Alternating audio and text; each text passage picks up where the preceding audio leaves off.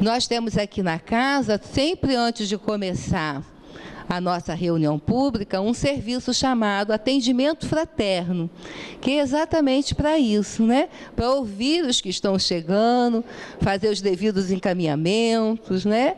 Falar votos de boas-vindas. Então, sintam-se à vontade. E os outros que estão sempre conosco também sejam bem-vindos, né? Todos sejam muito bem-vindos. Então, vamos dar início à nossa leitura da página do Evangelho. Boa noite. A lei do amor. O amor resume a doutrina de Jesus inteira, porque é o sentimento por excelência. E os sentimentos são os instintos elevados à altura do progresso feito. Em sua origem, o homem só tem instintos. Quanto mais avançado e corrompido, só tem sensações. Mais instruído e purificado, tem sentimentos. E o ponto delicado do sentimento é o amor. Não o amor no sentido vulgar do termo, mas esse sol interior que condensa e reúne em seu ardente foco todas as aspirações e todas as revelações sobre-humanas. A lei do amor substitui a personalidade pela fusão dos seres, extingue as misérias sociais. Feliz aquele que, ultrapassando sua humanidade, ama com amplo amor os seus irmãos em sofrimento. Feliz aquele que ama porque não conhece a miséria da alma nem a do corpo.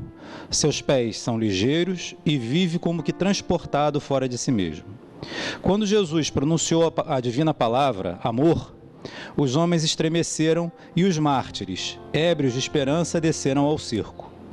O Espiritismo, por sua vez, vem pronunciar uma segunda palavra do alfabeto divino. Ficai atentos, pois, essa palavra ergue a lápide dos túmulos vazios, e a reencarnação, triunfando da morte, revela às criaturas deslumbradas o seu patrimônio intelectual. Já não é ao suplício que ela conduz os homens, mas à conquista do seu ser, elevado e transfigurado. O sangue resgatou o espírito, e hoje o espírito tem que resgatar os homens da matéria. Eu disse que um homem, em sua origem, só tem instintos. Aquele, pois, em que predominam os instintos, ainda se acha mais próximo do ponto de partida do que da meta. A fim de avançar para a meta, é preciso vencer os instintos em proveito dos sentimentos, isto é, aperfeiçoar esses últimos, sufocando os germes latentes da matéria. Os instintos são a germinação e os embriões do sentimento. Trazem consigo o progresso, com a bolota, encerra em si o carvalho. E os seres menos adiantados são os que, emergindo pouco a pouco de suas crisálidas, se conservam escravizados aos instintos. O espírito precisa ser cultivado como um campo. Toda a riqueza futura depende do labor atual, que, muito mais do que os bens terrenos, vos fará conquistar a elevação gloriosa. É então que, compreendendo a lei do amor que liga todos os seres, nela buscareis os suaves gozos da alma, que são o prelúdio das alegrias celestes. Lázaro, Paris, 1862.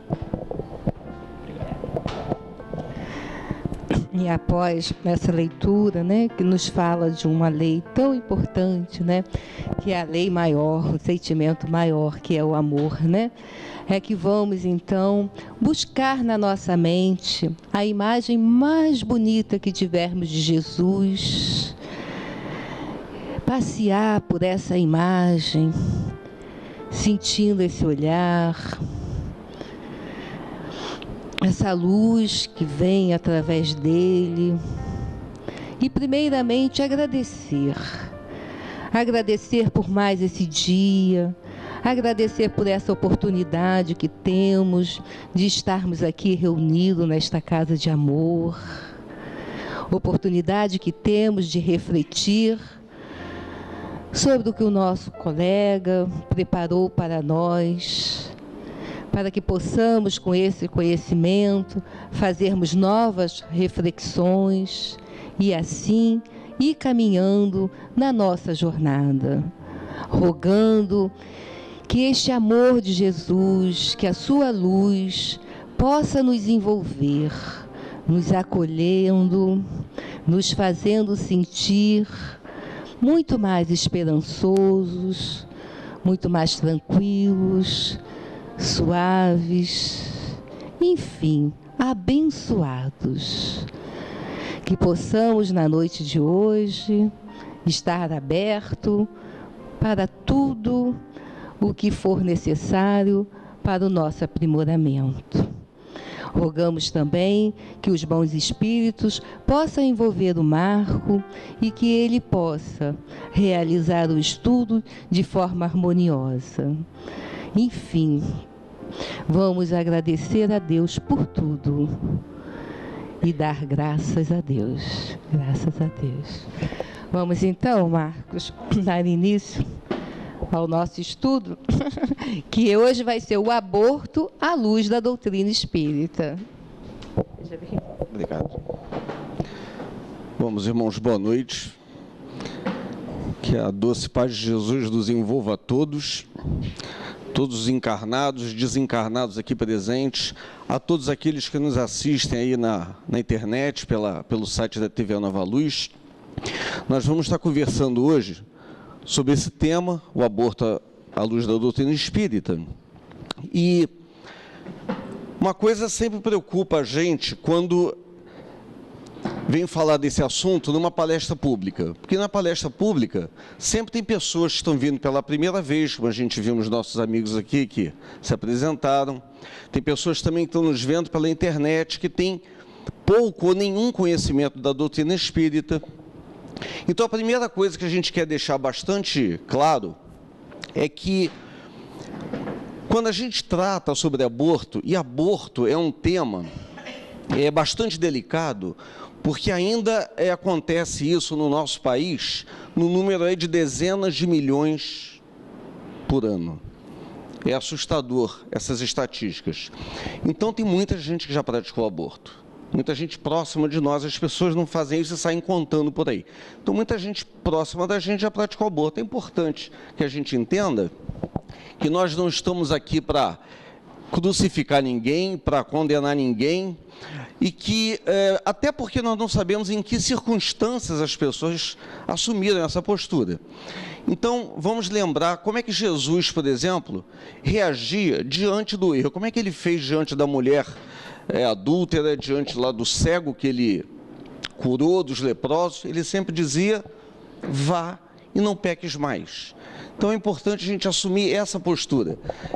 A ideia aqui é trazer conhecimento, não é condenar ninguém, até porque não tem por que condenar ninguém.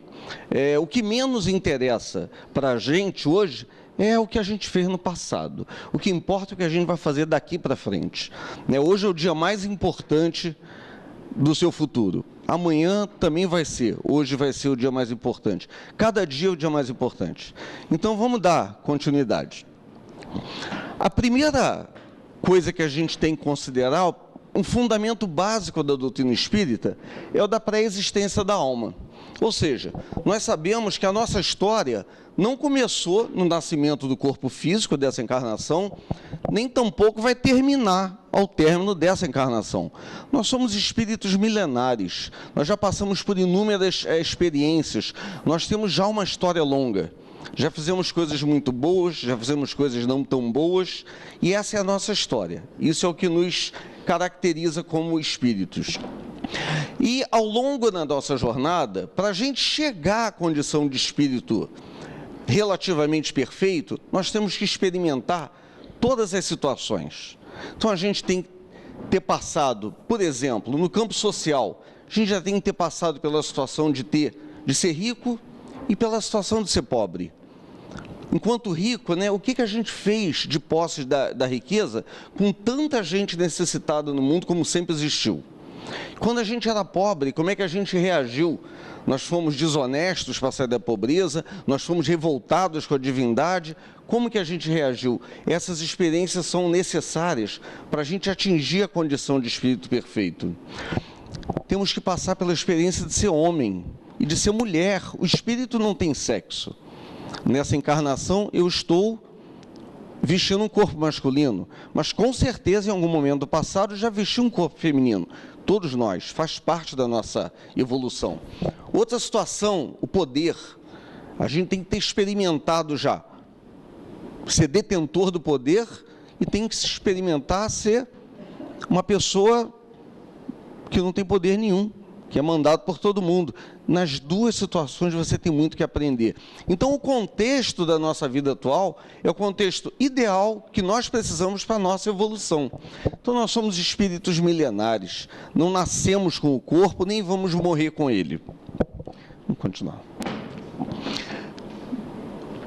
Sim, nós já caminhamos muito até aqui. Nós já conseguimos conquistar, por exemplo, o livre-arbítrio. Hoje nós temos condição de decidir o que nós vamos fazer. Passa para mim, Simone. Passa mais um. Como disse Paulo lá na primeira carta aos Coríntios, tudo posso, mas nem tudo me convém. Nós já conquistamos isso. Para chegar até aqui já andamos muito. Hoje a gente tem condições de decidir o que nós vamos fazer. E Deus nos dá o livre-arbítrio, a gente vai fazer o que quiser. Só não tem como fugir das consequências do que a gente decidiu fazer. Então, para chegar nesse ponto, nós já caminhamos muito. Pensa na história da humanidade no passado, né? Quando a gente era homem das cavernas lá, o nosso livre-arbítrio era muito tolhido, não tínhamos muitas decisões. Nós éramos movidos pelos instintos. Aliás, a página de abertura falou nisso. À medida que a gente evolui, a gente caminha do instinto para o sentimento. Então, nós já estamos nessa fase hoje. Nós já aprendemos a amar, ainda timidamente, né?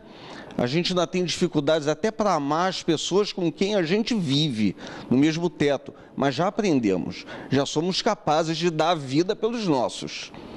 Com o tempo, nós vamos expandir esse sentimento para todo mundo. O que eu quero mostrar é essa evolução nossa, a evolução do espírito. E o quanto nós já caminhamos até aqui.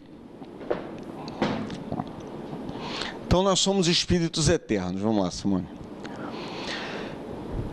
Já conquistamos o livre-arbítrio, e já que nós somos espíritos eternos, nós temos que considerar as consequências dos nossos atos para a vida eterna. Porque se a vida terminasse ao final dessa existência, se não houvesse mais nada depois disso, talvez eu não devesse me preocupar em ser uma pessoa correta, em ser ético, em ser moral, em fazer a caridade. E a gente vê hoje muitas pessoas no mundo que não têm conhecimento disso e estão vivendo como se essa fosse a única vida que eles têm.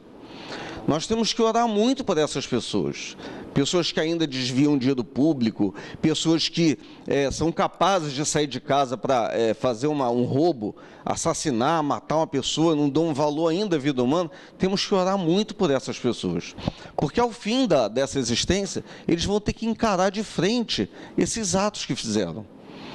Como eu disse, você pode fazer o que quiser, só não tem como fugir dessas consequências.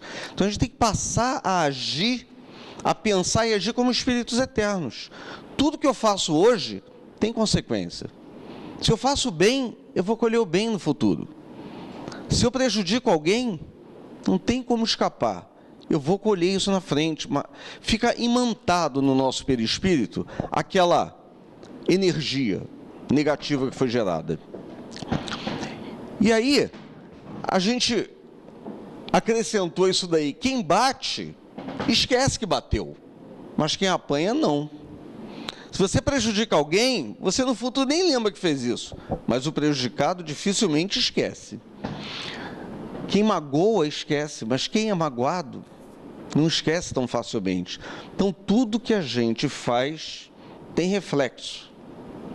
Vamos procurar plantar o bem para a gente colher felicidade no futuro. Isso aqui está uma delícia, né? Vamos passar aí.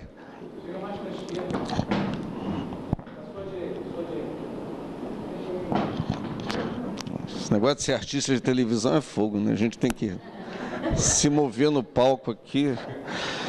Gente, essa reflexão nos leva à pergunta 344 do Livro dos Espíritos. Em que momento a alma se une ao corpo? Isso no nosso tema é muito importante. Nosso tema é o aborto à luz da doutrina espírita.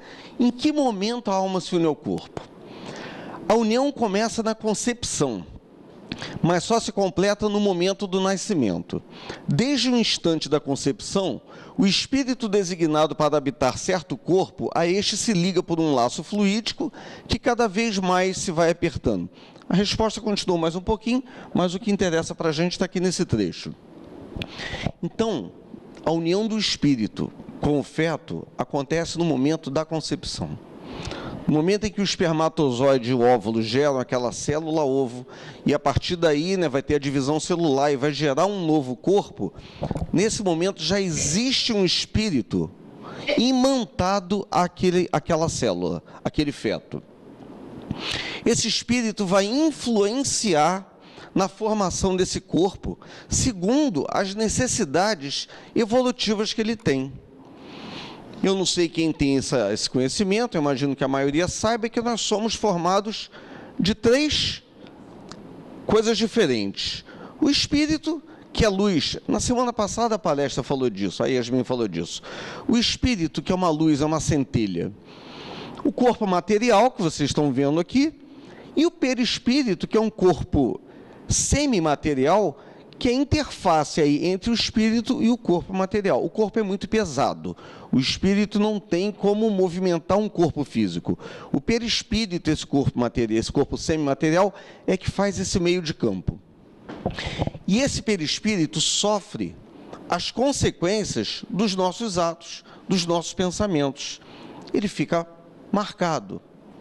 Então, por exemplo,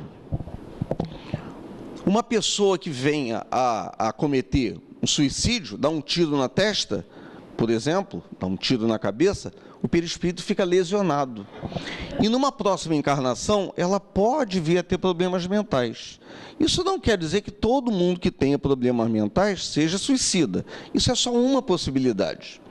Isso pode acontecer, o perispírito fica marcado. Então, da mesma forma, quando você faz a caridade ou quando você prejudica alguém, o perispírito fica marcado. Ele fica imantado com aquela energia que você provocou. Então, quando vai haver o nascimento de um novo ser, o espírito influencia na confecção do corpo de acordo com as necessidades que ele tem. Um espírito, uma pessoa que possa, numa encarnação anterior, ter bebido demais e ter destruído o fígado, o perispírito está lesionado no fígado. Quando gera um novo corpo, uma das bênçãos desse corpo físico que Deus nos deu é chupar essas imperfeições do perispírito, para que a gente, numa próxima ocasião, já não tenha a mesma imperfeição. Mas nessa seguinte, o corpo vai nascer com algum problema no fígado, porque você destruiu o fígado na encarnação anterior. Então, daí, você entende que esses problemas de saúde que a gente traz, não me refiro a uma gripe, essas doenças que você tem que pegar mesmo, sarampo, catapora, mas aqueles problemas mais sérios que a gente traz, que leva a vida toda, certamente isso é consequência de um erro do passado. E você está resolvendo isso aqui agora. Se não cometer o mesmo erro, na próxima encarnação, esse problema você não tem mais. Então, a gente precisa cuidar do corpo físico, que, aliás, não é nosso, é uma ferramenta que Deus nos concede por empréstimo para que a gente possa cumprir o nosso papel evolutivo. Para que a gente possa passar por essa existência aqui na Terra, o corpo físico nos é emprestado, que é uma prova de que não é nosso. Quando a gente morre, o espírito continua, nós somos espíritos eternos, nós não morremos. O que morre é o corpo físico, e o corpo físico fica. A gente se desliga dele, acabou a função que ele tinha. Da mesma forma que vai ficar os carros, os apartamentos, os bens, os sítios, as joias e o dinheiro no banco, você não vai levar nada disso quando morrer, também não vai levar o corpo físico. Isso prova que ele não é nosso. Então, quando você destrói o corpo físico, por todos os vícios que a gente conhece, você está destruindo um bem que não te pertence. É um bem que é de Deus. E que você vai ter que prestar conta disso. Como? Dessa forma. O perispírito absorve essas imperfeições que a gente criou e vai influenciar na formação do novo corpo. Então, a vida não começa no instante do nascimento. A união do espírito com o corpo começa na concepção. Porque tem muita gente que não tem essa informação e acha que se abortar não está matando ninguém. Afinal de contas, não existe vida ainda. Então, apenas para a gente entender existe um espírito já conectado àquele corpo, já se preparando para encarnar, já influenciando na confecção do corpo físico, ele já está totalmente imantado ao novo corpo, e a mãe, o elo já está criado. Então, quando você aborta, você está eliminando uma vida que já estava em desenvolvimento. Vamos continuar, Simone. Eu criei aqui um exemplo fictício e didático, porque cada caso é um caso. Só aqui presente nós temos, cada um de nós é uma história diferente. Cada um de nós tem uma história completamente diferente de encarnação, de programação, de não programação. Mas eu criei um exemplo só para a gente entender uma das consequências que pode sobrevir com a questão do aborto.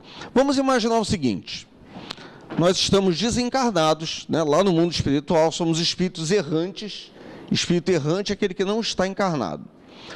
E fazemos uma programação lá com os nossos guias e mentores espirituais para vir à Terra e organizamos aqui. Eu peguei uns nomes assim pouco comuns, que é para ver se eu não acertava o nome de ninguém aqui. Então, o Jô Creyson e a Clausina, eles programam. Ninguém pode botar esse nome no filho, tá? Eu escolhi para ver se não tem ninguém com esse nome aqui. Aí o Jô Creyson e a Clausina, eles programam, junto à espiritualidade, reencarnar. Eles vão se conhecer aqui. Tem aquele pozinho de pirilim-pim-pim que Deus coloca nos dois para eles se conhecerem e se apaixonarem. E aí, quando a gente está apaixonado, é uma beleza, que a gente só vê as qualidades do outro, né? Não vê os defeitos. Todo mundo vê, menos a gente. O pai e a mãe falam: não vai casar com esse cara, ele é isso, ele é aquilo, e a mulher não vê nada disso. Porque tem que casar com ele, está ali programado. Gente, vamos lá. Isso quer dizer que todos os casamentos são programados na espiritualidade? Não, não. Eu estou botando um exemplo aqui. Eles combinaram, o Jô Creyson e a Clausina combinaram de se encontrar na Terra, se conhecer, eles vão se casar e programado receber 3 filhos. Mas, se a Clausina, de repente, no meio do caminho lá, resolver se casar com o primeiro cidadão que aparecer, a programação já foi desfeita. Isso não quer dizer que a encarnação da Clausina está perdida. Ela vai aproveitar da forma melhor possível. Mas essa programação ela jogou para o espaço. E muitas vezes a gente faz isso. A gente se casa e esquece da programação. Para cumprir a programação, eles têm que se apaixonar. Tem gente que diz: eu não sou desse grupo. Que mulher não gosta de homem. Que mulher gosta de dinheiro. Mas não eu não penso isso, eu penso diferente. Eu acho que a mulher gosta de homem sim. E a Clausina vai conhecer o Jô Creyson. Vamos lá, eles programaram receber 3 filhos. Bota o primeiro aí para mim, Simone. Eles vão receber a Josicreusa. O Jô Creyson, a Clausina e a Josicreusa são parceiros de encarnação anterior. Em encarnação anterior, eles se uniram para prejudicar uma terceira pessoa, uma quarta pessoa. Tiraram a vida dessa pessoa para se apoderar dos bens que ela tinha. Essa pessoa tem um ódio mortal desses 3, do Jô Creyson, da Clausina e da Josicreusa. E como é que Deus faz para que a gente vá combatendo esse ódio? Uma das formas, faz nascer na família. Bota para mim. E o Cláudio Nelson, que foi muito prejudicado pelo Jô Creyson, pela Clausina e pela Josicreusa, vai nascer nesse lar. Aí nasce pequenininho, totalmente dependente dos pais. Para quê? Para que aquela necessidade que os pais têm de dar toda a atenção para a criança, vai quebrando aquele ódio, porque a gente, quando vê uma criança, é uma coisa de doido, né? É uma paixão enorme, um filho, uma filha.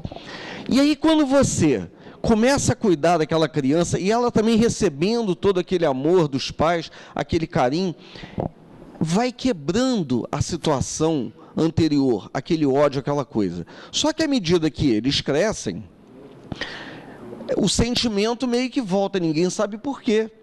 Por isso a gente vê, às vezes, pais e filhos com problemas tão graves, se odiarem barbaramente. Se a explicação não está nessa vida, está em outra, gente. Não é normal pai e filho se odiarem, mãe e filha se odiarem, não é normal. Se isso acontece, tem um motivo. A gente não sabe qual é. Mas já sabe que precisa combater. Tem que se esforçar para acabar com aquela animosidade, porque aquilo é coisa que está atrasando o nosso progresso. Então vamos lá. O Cláudio Nelson vai ser uma briga nessa família para eles se harmonizarem. Porque a situação é difícil, o ódio é grande. E tem mais um terceiro filho, essa é a Angélica. A Angélica é um anjo, é um espírito de luz, é um dos mentores espirituais da família. E ela aceita a missão de encarnar nessa família para poder ajudar os 4 a se entender. Então, essa é a programação. Aí vem o Jocreilson, nasce, uns 3 anos depois nasce a Clausina, lá pelos 17, 18 anos eles se encontram, se apaixonam, casam, nasce a Josicreusa, nasce o Cláudio Nelson.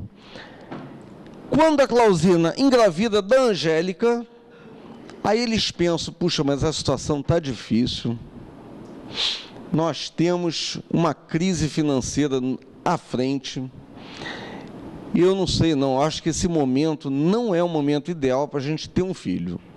E aí então, eles decidem abortar a Angélica. Olha que problema. Agora o Jocreilson, a Clausina, a Josicreusa, o Cláudio Nelson vão ter que se entender sem o auxílio daquele espírito que era o mais adiantado de todos e que ia ajudá-los demais a resolver essa rusga do passado. E agora eles 4 não têm mais o apoio da Angélica, que era muito importante. A Angélica é um espírito iluminado, é um anjo nessa família. Ela não vai ficar chateada por ter perdido a oportunidade de encarnar, até porque para ela era uma missão. Ela não vai ficar chateada, quem vai perder são eles. Agora a missão ficou bem mais difícil. Porém, vamos imaginar uma outra situação. Assim que a Josicreusa nasceu e a Clausina engravidou do Cláudio Nelson, a situação não estava boa, tinha risco de perder o emprego, tinha risco do país entrar em recessão, não era um bom momento. Então eles decidem, por favor, Simone, eles decidem abortar o Cláudio Nelson. Agora, gente, a situação é muito diferente. Porque o Cláudio Nelson já tinha um ódio mortal por esses 3. E ele contava com essa encarnação para poder progredir, para poder sair dessa situação de ódio, para poder melhorar, né, para poder acalmar o coração. Ele contava com essa encarnação. E olha quem justamente bloqueou. A Clausina e o Jocreilson. O casal que ele já tinha problemas graves.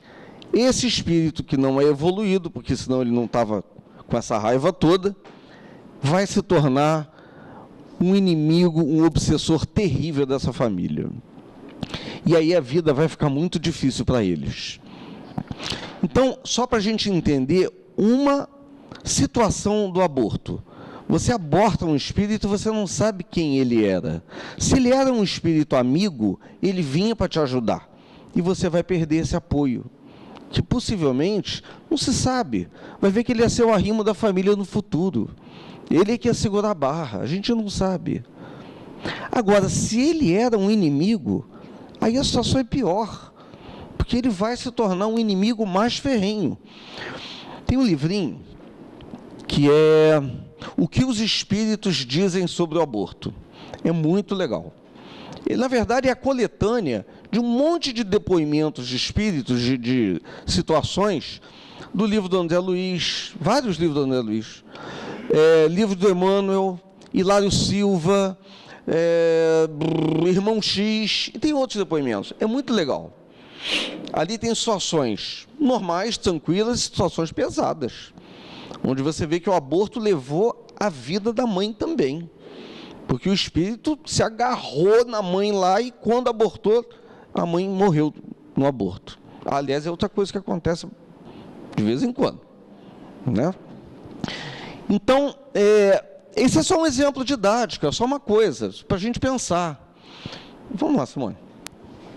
Razões que levam ao aborto, são muitas razões. Eu separei algumas, não tem como esse assunto ser totalmente liquidado, é muita coisa. Falta de conhecimento dessas coisas que eu estou dizendo. E as pessoas acham que não existe vida. Eu posso abortar aos 5 meses, 6 meses, 4 meses, 2 meses, porque não tem vida ainda. E não tem conhecimento disso, do espírito que ela já estava imantada a ele e que ela está tirando a oportunidade. Vamos lá. Baixa autoestima é outra situação comum que leva ao aborto. Medo de perder o marido ou o namorado. E aqui também é importante a gente dizer o seguinte, ainda lá no medo de perder o marido ou o namorado, se o homem apoia o aborto, ou o que é pior, manda abortar, né, que acontece, ele é mais culpado do que a mulher se manda abortar. Porque a gente sabe que isso acontece. Se você quiser abortar, te dou todo o apoio financeiro aqui. Agora, se você quiser a criança, é problema teu, eu não vou nem aparecer mais aqui. Ele é mais culpado do que ela, né, pela circunstância. Razões fúteis, beleza, perder a liberdade, acontece muito. Existe um movimento feminista que defende o aborto porque a mulher tem o direito de decidir sobre o corpo dela. Eu acho que ninguém discute que a mulher tem o direito de decidir sobre o corpo dela. Ninguém discute que a mulher tem o livre-arbítrio e ela pode exercer o ato sexual com quem ela quiser, desde que ela, de preferência, que ela ame a pessoa, que ela goste da companhia, ou que ele tenha dinheiro, a gente nunca sabe, né, Zé Carlos? Mas, vamos falar sério agora, o que a mulher não tem direito é de definir sobre a interrupção de uma vida que já existe. Não é porque não nasceu que a vida não existe. Então, isso é para a gente pensar. Vamos seguir. Razões financeiras, muito comum, as pessoas decidem abortar por razões financeiras. E a gente vai só lembrar que, se Deus não deixa faltar alimento para os pássaros, né? Não vai faltar para a gente. Tem que ter fé, tem que ter fé. As coisas vão se resolver. Bom, isso eu já falei, o homem que não tenta evitar, incentiva, também, passa mais um, Simone, também é responsável, aliás, é muito responsável pelo aborto, médicos, enfermeiros, quem aconselhou. Então, cuidado quando a gente for aconselhar. Não aconselhe aborto para ninguém. Se a pessoa não tem condições de criar o filho, tenha o filho e coloque para adoção. Mas evita, de todo jeito, o aborto. Lembrando, quem já fez é passado. Vai e não peques mais. É isso que Jesus ensinou para a gente. Vamos seguir. A tarefa do espírita. Primeiro, vamos lá, Simone. Esclarecer e consolar. Esclarecer é o que a gente está fazendo. Consolar, quem já praticou, não tem jeito. Daqui para frente, vamos pensar de outra forma. Como Jesus reagiu diante do erro, já falei nisso. Vá e não peques mais. Não tem problema, ninguém vai ser crucificado porque cometeu um erro.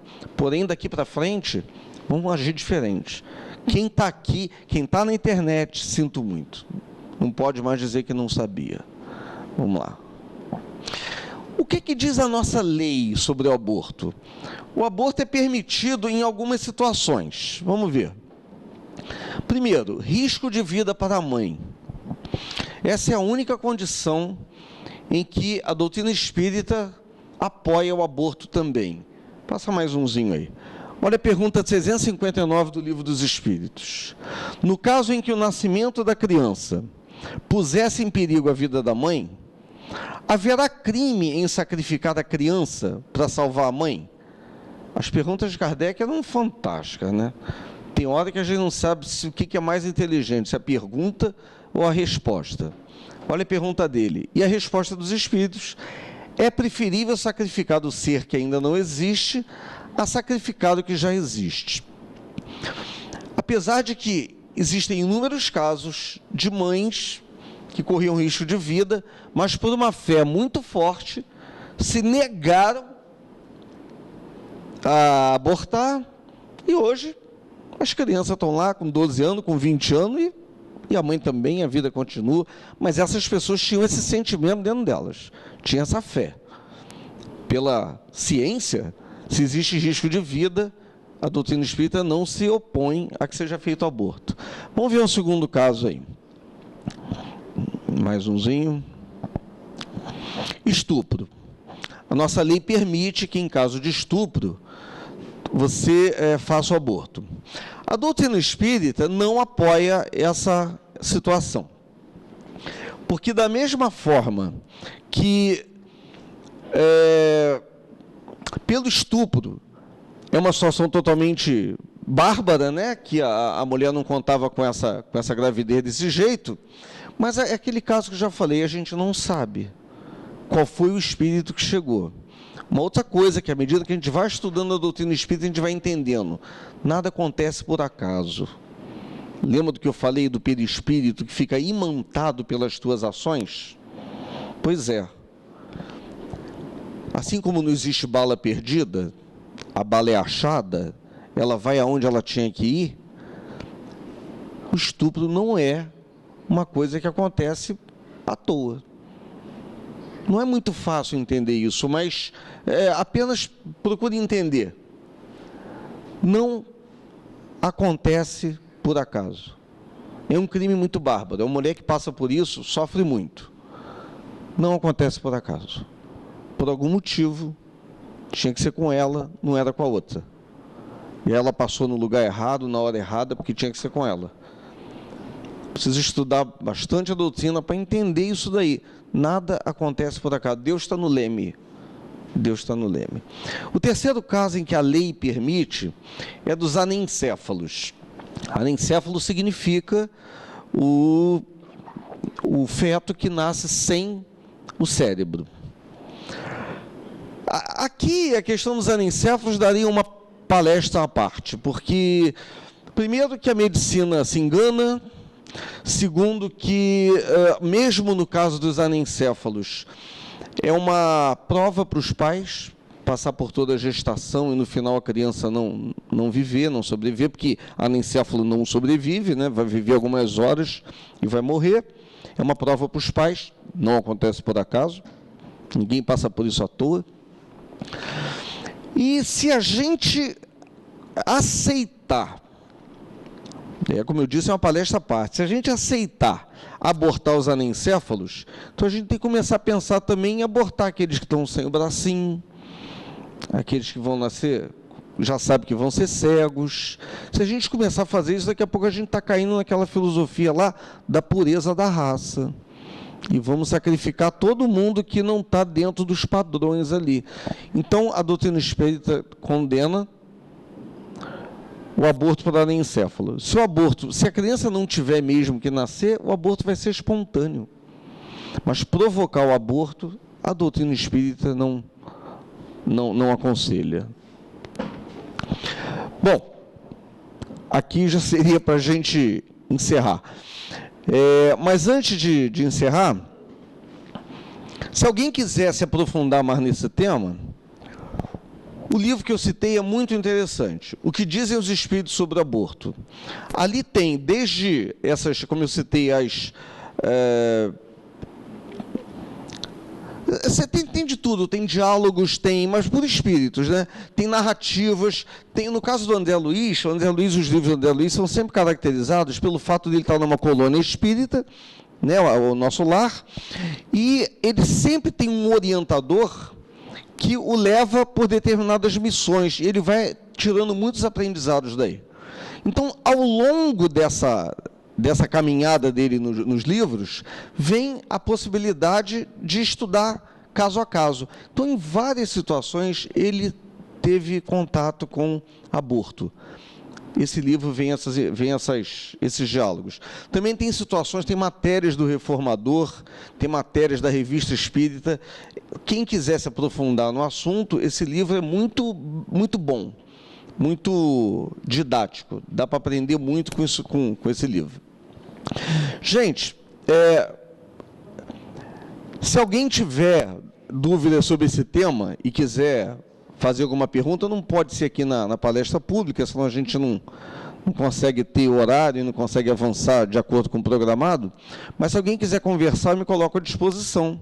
Se quiser fazer alguma pergunta ao fim da palestra, para que a gente possa estar tentando esclarecer, que eu não tenho resposta para tudo, mas procurei me preparar para fazer essa palestra. E está cedo ainda, né? Pois é, o que eu faço para a palestra era isso. Não, mas uma coisa que a gente falou e que tem a ver com o tema de aborto, é justamente a questão evolutiva. Quando eu citei que para a gente chegar à situação de espírito perfeito, precisa passar por muitas experiências. Uma delas é justamente essa de ser mãe. A gente está 10 dias do Dia das Mães, e aí eu gostaria de prestar a minha homenagem para essas mulheres que não abortaram, que tiveram seus filhos, que cuidaram deles, e que vão ser homenageados agora. Acho que o Dia das Mães é todos os dias, né? Mas o comércio decidiu escolher um dia para a gente poder ir lá comprar uns presentes. Mas uma das situações da evolução espiritual é justamente experimentar essa situação de ser mãe, de ser pai. É muito gostoso, né? Muito engrandecedor do ser humano você ser pai e ser mãe. Então, quem ainda não é pai, quem ainda não é mãe, não perca essa oportunidade, ainda mais por um aborto, né? Que é uma atividade nada recomendável. Experimente... Oi? Ah, não, olha, avô é tão melhor do que pai, que eu acho que a gente devia pular a etapa de ser pai, devia ser avô direto. É muito bom, ser avô é muito melhor, porque a criança é um doce, né? Na hora que ela começa a encher o saco, você entrega para a mãe, ó. O filho é teu, não tem nada melhor do que isso. Gente, olha só, que a doce paz de Jesus esteja presente em nossos corações, que nós tenhamos em cada oportunidade que tivermos que aconselhar alguém, sempre aconselhar por evitar o aborto. Se a pessoa não tem condições de cuidar da criança, dê para adoção. Existe hoje toda uma sorte de métodos anticonceptivos conhecidos, use todos, para não chegar na situação do aborto. Se você não quer ter um filho, use os métodos contraceptivos. O aborto não é a solução. Gente, que a doce paz de Jesus esteja conosco. Muito obrigado. É nova luz, vem de Jesus.